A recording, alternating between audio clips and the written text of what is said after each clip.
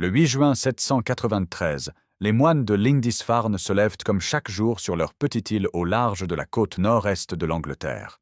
Cet endroit n'est pas un monastère ordinaire. C'est le cœur spirituel du royaume de Northumbrie, le lieu où repose saint Cuthbert, l'un des saints les plus vénérés des anglo-saxons. Les mois précédents ont été étranges.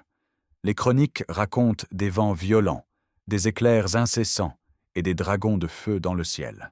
Les moines y voient dans des signes de malheur, mais personne n'imagine ce qui va suivre. Vers midi, des navires surgissent. Pas 2 ou 3, mais une flotte entière de dracars, aux proues sculptées en forme de dragon. Les guerriers qui en descendent ne ressemblent à rien de ce que les moines ont vu auparavant. Grands, blonds pour la plupart, armés de haches et d'épées, ils déferlent sur le monastère sans prévenir. Les portes sont enfoncées. Les moines qui tentent de résister sont tués sur le champ. D'autres sont jetés à la mer et se noient. Les plus jeunes sont capturés, enchaînés pour être vendus comme esclaves plus tard. Ces guerriers, venus du Nord, pillent méthodiquement. Ils arrachent les objets en or et en argent utilisés dans les cérémonies religieuses. Les manuscrits précieux sont jetés au sol, les reliques sacrées profanées. L'autel lui-même est déterré pour récupérer les trésors cachés dessous. En quelques heures, Lindisfarne n'est plus qu'un tas de cendres fumantes. Les survivants tremblants assistent impuissants à la destruction de leur sanctuaire. Les assaillants repartent aussi vite qu'ils sont venus, leurs navires lourdement chargés de butin et d'esclaves. La nouvelle de l'attaque se propage comme un feu de forêt à travers l'Europe chrétienne. Alcuin, un érudit originaire de Northumbrie qui travaille à la cour de Charlemagne en Francie, est horrifié. Dans ses lettres, il décrit l'événement comme une catastrophe sans précédent. Comment Dieu a-t-il pu permettre qu'un lieu aussi sacré soit profané par des païens? L'église de saint Cuthbert est éclaboussée du sang des prêtres, écrit-il. Alcuin cherche des explications religieuses. Peut-être que les moines ont péché en secret? Peut-être que la discipline monastique s'est relâchée? Il faut comprendre que pour les gens de cette époque, une telle attaque ne peut être qu'une punition divine. Mais cette analyse religieuse cache une réalité plus brutale. Les Vikings ont choisi Lindisfarne non par hasard, mais parce que c'est une cible parfaite. L'île est isolée, facile d'accès par la mer, et le monastère regorge de richesses accumulées pendant des décennies. Surtout, il n'y a aucune défense. Les moines sont des hommes de prière, pas des guerriers.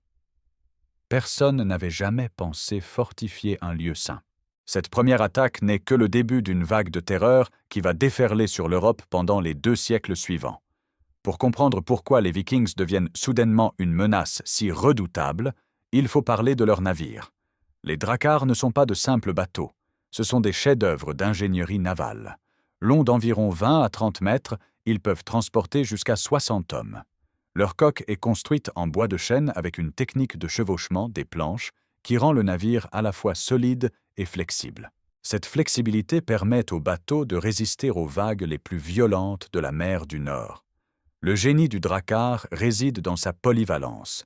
Son fond plat lui permet de naviguer dans seulement 1 mètre d'eau. Les Vikings peuvent donc remonter les rivières loin dans les terres, là où leurs victimes ne s'attendent pas à voir débarquer des navires de guerre. Quand il n'y a pas de vent, l'équipage peut ramer. Quand le vent est favorable, une grande voile carrée propulse le navire à des vitesses impressionnantes. Et si nécessaire, l'équipage peut débarquer et porter le bateau sur de courtes distances pour contourner des obstacles. Ces navires donnent aux Vikings un avantage stratégique écrasant. Ils peuvent surgir de nulle part, frapper vite et fort, puis disparaître avant que les défenseurs n'aient pu organiser une riposte. Un monastère côtier n'a aucune chance. Les Vikings repèrent leur cible en approchant par la mer, débarquent rapidement, pillent tout ce qui a de la valeur, capturent des esclaves, puis repartent avant que les troupes du roi local n'arrivent.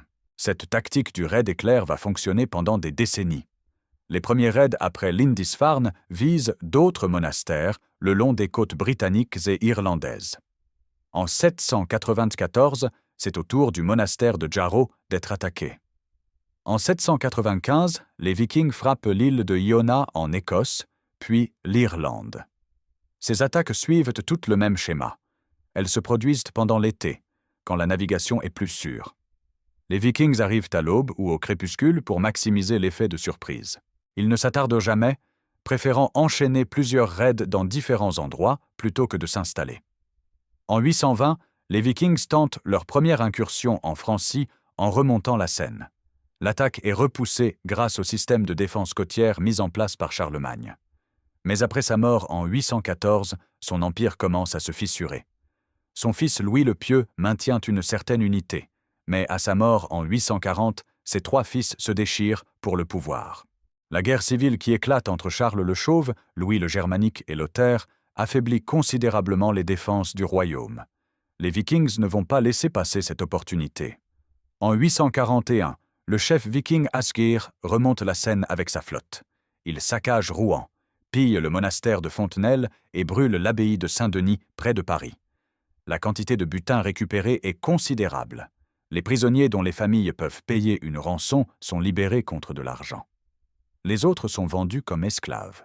Asgeir repart en Scandinavie les cales de ses navires pleines d'or, d'argent et de richesses diverses. Cette razzia réussie encourage d'autres chefs vikings à tenter leur chance. En mars 845, une flotte de 120 navires entre dans la Seine sous le commandement d'un chef nommé Reginerus, que certains historiens identifient avec le légendaire Ragnar Lodbrok. Les navires transportent plus de 5000 guerriers. Charles le Chauve assemble rapidement une armée pour les arrêter. Il commet l'erreur stratégique de diviser ses forces en 2, une de chaque côté de la Seine. Reginerus comprend immédiatement son avantage. Il attaque le côté le plus faible, écrase cette moitié de l'armée franque, puis capture 111 prisonniers qu'il fait pendre sur une île au milieu de la Seine, en pleine vue de l'autre moitié de l'armée. Ce geste brutal n'est pas seulement une exécution, c'est un sacrifice rituel au dieu Odin, mais c'est aussi une démonstration de force destinée à terroriser les défenseurs. Les Vikings arrivent à Paris le 29 mars 845, un dimanche de Pâques. La plupart des habitants ont fui en emportant leurs biens de valeur. Reginerus envoie des messagers à Charles le Chauve. Le message est simple. « Payez, et nous partons. Refusez, et nous détruisons tout. » Charles est dans une position impossible. Il a d'autres problèmes pressants, notamment ses disputes avec ses frères et des révoltes dans diverses parties de son royaume. Il ne peut pas faire confiance à ses comtes pour assembler une armée assez forte pour vaincre les Vikings. Il prend donc une décision qui va avoir des conséquences désastreuses sur le long terme. Il accepte de payer. La somme demandée est colossale, 7000 livres d'or et d'argent, soit environ 2570 kg de métaux précieux. Il faut 2 mois à Charles pour rassembler cette fortune. Pendant ce temps, les Vikings occupent Paris et pillent les environs.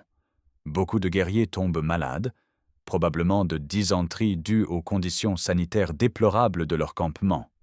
Plus de Vikings meurent de maladie que de combat. Mais quand le roi paye finalement la rançon, Reginerus et ses hommes survivants repartent chargés de richesses. Cette décision de payer établit un précédent catastrophique.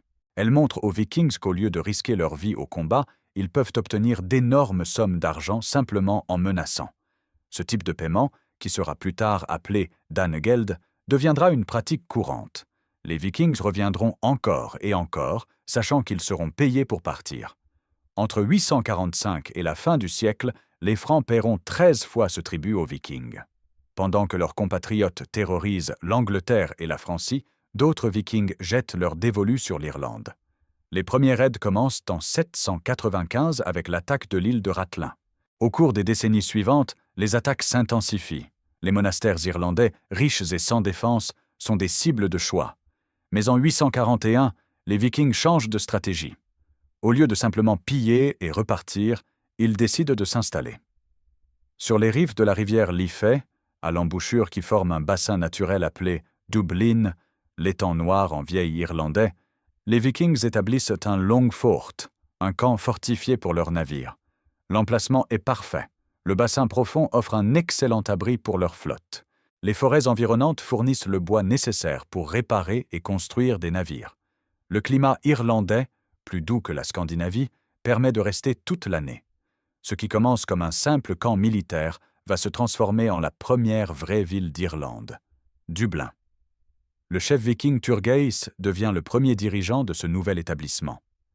Pendant 4 ans, il domine le nord de l'Irlande, pillant des dizaines de sites chrétiens, imposant son autorité par la force. Mais en 845, Mael Sechnaill, roi de Méath, capture Turgeis et le fait noyer dans le lac Owel. Cette exécution par noyade n'est pas anodine.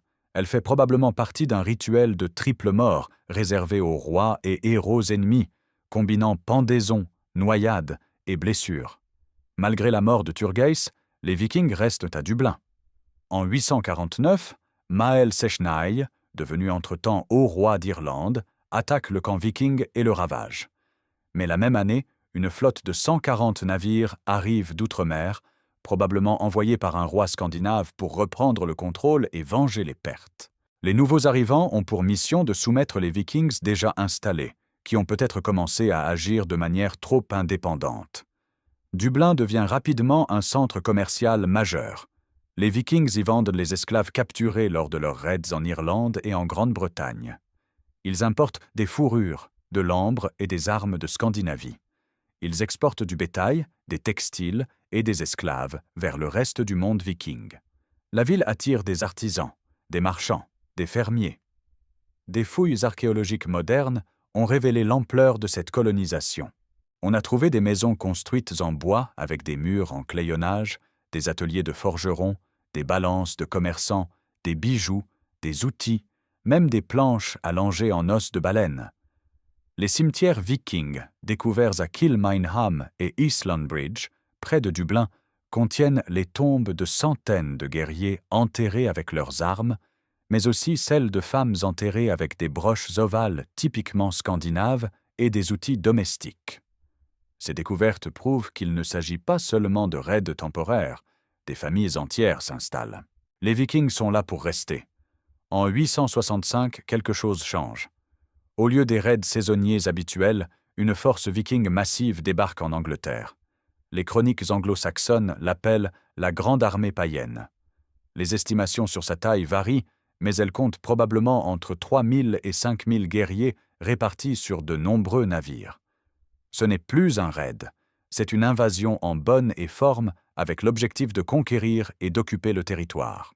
Selon les sagas nordiques, cette armée serait dirigée par 3 fils du légendaire Ragnar Lodbrok, Halfdan Ragnarsson, Ivar le Désossé et Ubba. Les sagas racontent que leur père a été capturé par le roi Ella de Northumbrie et exécuté en étant jeté dans une fosse remplie de serpents venimeux. Les fils viendraient de venger sa mort. Les historiens modernes sont sceptiques sur cette version.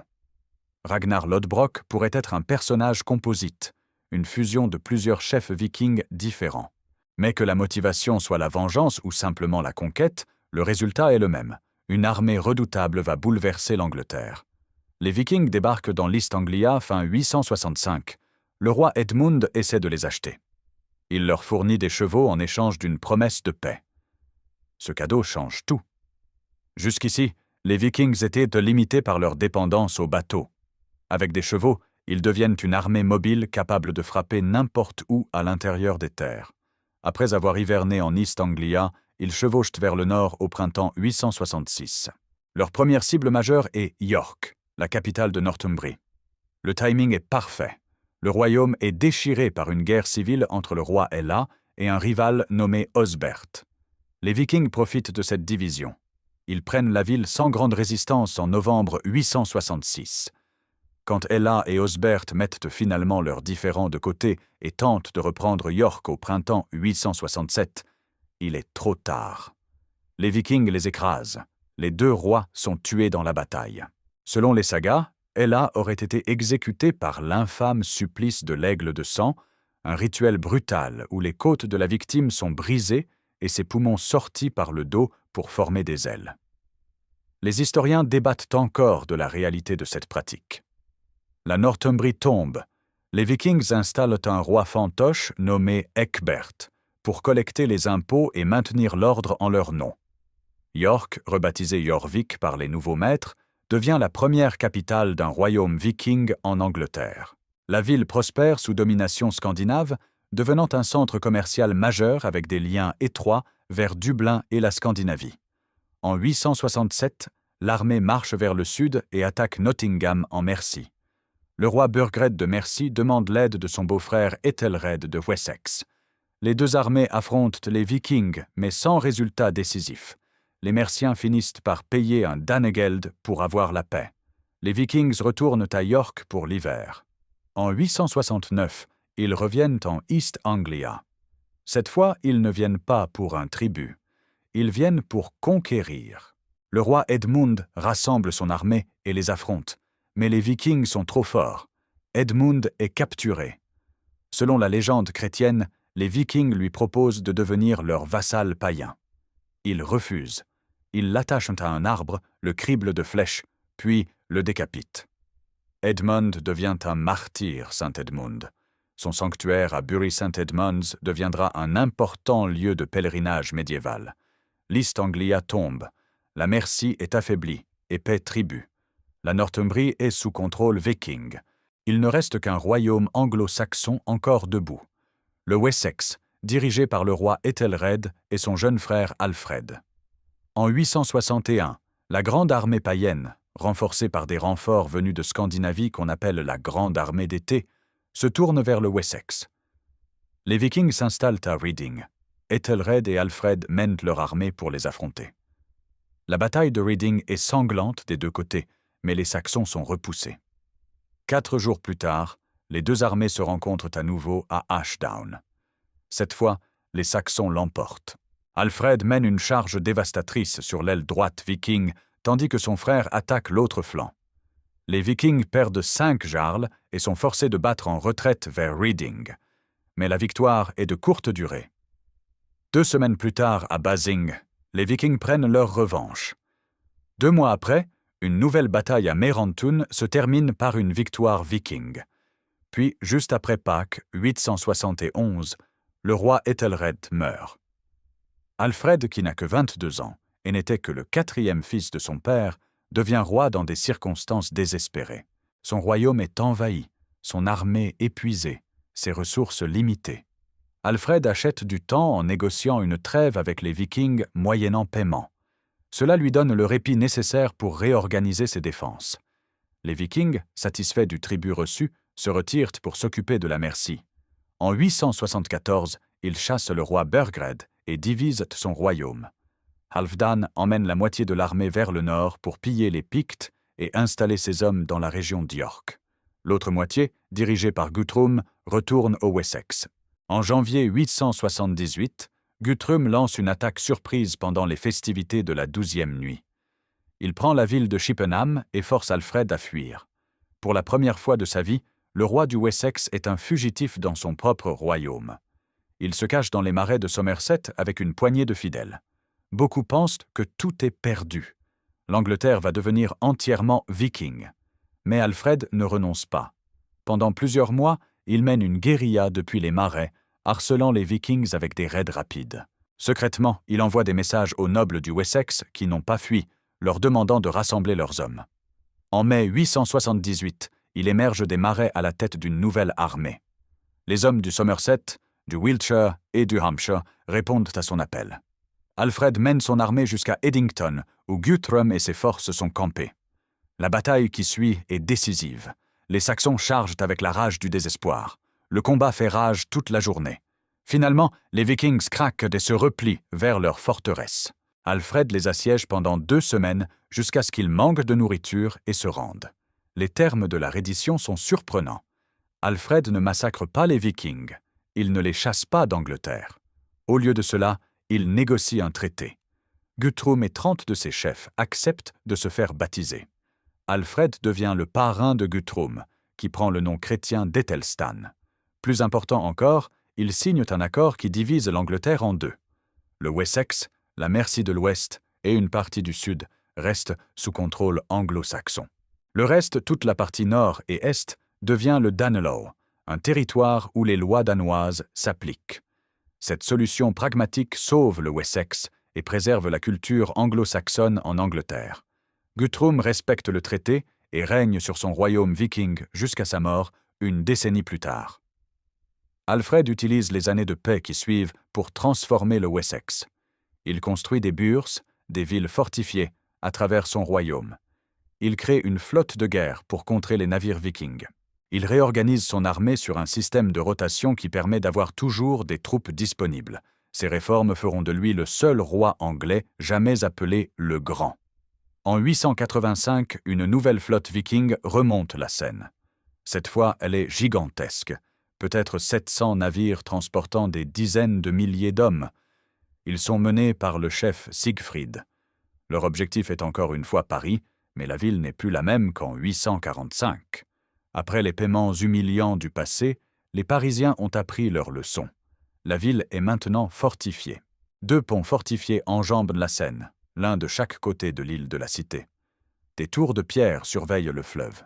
Des murs épais protègent les quartiers. Le comte Eudes, Odo en anglais, qui contrôle Paris, a rassemblé une garnison de plusieurs centaines de soldats. Quand les Vikings arrivent fin novembre 885 et demandent un tribut pour passer, Eudes refuse. Les Vikings attaquent avec tout ce qu'ils ont. Ils construisent des machines de siège, des tours mobiles, des béliers. Ils lancent des assauts massifs contre les ponts et les murs. Mais la défense tient. Les Parisiens versent de l'huile bouillante sur les assaillants. Ils lancent des pierres depuis les remparts. Ils repoussent vague après vague d'attaques.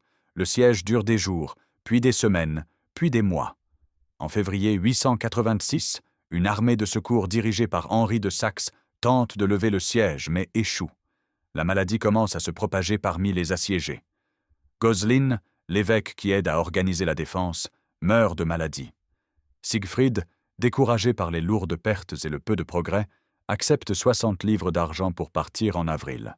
Mais d'autres chefs vikings, dont Rollo, restent et maintiennent le siège.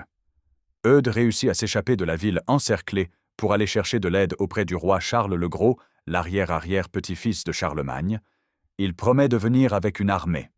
Eudes se bat pour rentrer dans Paris et annonce aux défenseurs épuisés que les renforts arrivent. Le moral remonte. En octobre 886, Charles arrive enfin avec une armée impériale. Mais au lieu d'attaquer les Vikings, il négocie. Il leur permet de remonter la Seine pour piller la Bourgogne qui est en révolte contre lui. Il leur promet 700 livres d'argent quand ils auront terminé. Les Parisiens sont furieux. Ils ont tenu pendant presque 1 an pour rien. Eudes refuse de laisser les Vikings passer par Paris.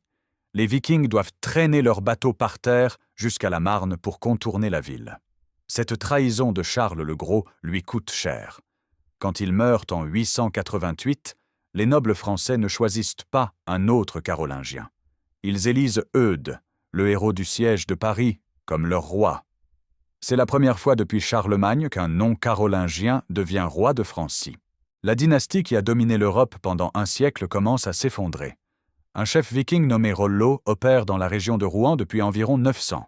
Personne ne sait avec certitude s'il est danois ou norvégien. Les sagas l'appellent Rolf le Marcheur, peut-être parce qu'il serait trop grand pour être porté par un cheval. Ce qui est certain, c'est qu'il est un guerrier redoutable et un leader respecté. Pendant plus d'une décennie, il utilise Rouen comme base pour lancer des raids dans toute la région. En 911, Rollo tente le coup de trop.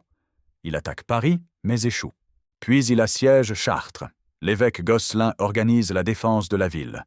Le 20 juillet 911, l'armée franque, dirigée par Robert de Neustrie, attaque les assiégeants vikings et les défait. Rollo doit se replier. Le roi Charles le Simple voit une opportunité. Au lieu d'essayer de chasser Rollo, ce qui a échoué pendant des années, il décide de le coopter. Il envoie Francon, l'archevêque de Rouen, comme ambassadeur. L'offre est simple mais révolutionnaire. Rollo peut garder le territoire qu'il contrôle déjà autour de Rouen, et Charles le reconnaîtra officiellement comme son vassal et lui donnera le titre de comte. En échange, Rollo doit se convertir au christianisme, jurer fidélité au roi et surtout défendre son territoire contre d'autres vikings. Les négociations aboutissent au traité de Saint-Clair-sur-Epte à l'automne 911. Le territoire accordé à Rollo comprend le Caux, l'Évresin, le Roumois et le Talou, la région qui deviendra la Haute-Normandie. Aucun texte du traité n'a survécu. Tout ce qu'on sait vient de l'historien Dudon de Saint-Quentin qui écrit un siècle plus tard. La cérémonie du serment d'allégeance donne lieu à un incident devenu légendaire. Normalement, le vassal doit embrasser le pied du roi en signe de soumission. Les évêques présents insistent pour que Rollo accomplisse ce geste. Rollo refuse de s'agenouiller devant qui que ce soit. Finalement, un compromis est trouvé. Un de ses hommes le fera à sa place. Mais le guerrier viking choisi, peu familier avec les coutumes franques, saisit le pied de Charles et le soulève jusqu'à sa bouche sans se pencher. Le roi bascule en arrière et tombe. Toute la cour éclate de rire. Malgré cet incident embarrassant, le traité tient. En 912, Rollo se fait baptiser dans la cathédrale de Rouen et prend le nom chrétien de Robert, en l'honneur de son parrain Robert de Neustrie. Ses guerriers suivent son exemple et se convertissent. Mais Rollo reste essentiellement un chef viking. Il continue à mener des raids en dehors du territoire de Charles et en 924, il viole même le traité en pillant jusqu'à Beauvais. Une expédition punitive franque force Rollo à se soumettre à nouveau, mais il conserve son territoire. Au cours des décennies suivantes, les successeurs de Rollo élargissent progressivement leur territoire. Ils conquièrent la Basse-Normandie, le Cotentin et d'autres régions. Les colons scandinaves se mélangent avec la population locale. Ils adoptent la langue française, la religion chrétienne, l'organisation féodale franque. En quelques générations, ils ne sont plus vraiment des Vikings. Ils sont devenus des Normands, un peuple hybride qui combine la férocité guerrière scandinave avec la culture chrétienne franque. Ces Normands vont écrire leur propre chapitre dans l'histoire européenne. En 1066, Guillaume le Conquérant, un descendant de Rollo, traversera la Manche et conquérera l'Angleterre à la bataille de Hastings. D'autres Normands partiront vers le sud et créeront des royaumes en Italie du Sud et en Sicile. Mais tout cela commence avec Rollo et son traité de 911 qui transforme des raiders vikings en seigneurs féodaux. Vers le milieu du Xe siècle, l'âge des Vikings commence à décliner. En Angleterre, les descendants d'Alfred le Grand reprennent progressivement le Danelaw. En Francie, les Vikings installés en Normandie sont maintenant plus francs que scandinaves. En Irlande, Brian Boru défait les Vikings de Dublin à la bataille de Clontarf en 1014, bien que Dublin reste une ville importante. La conversion progressive de la Scandinavie au christianisme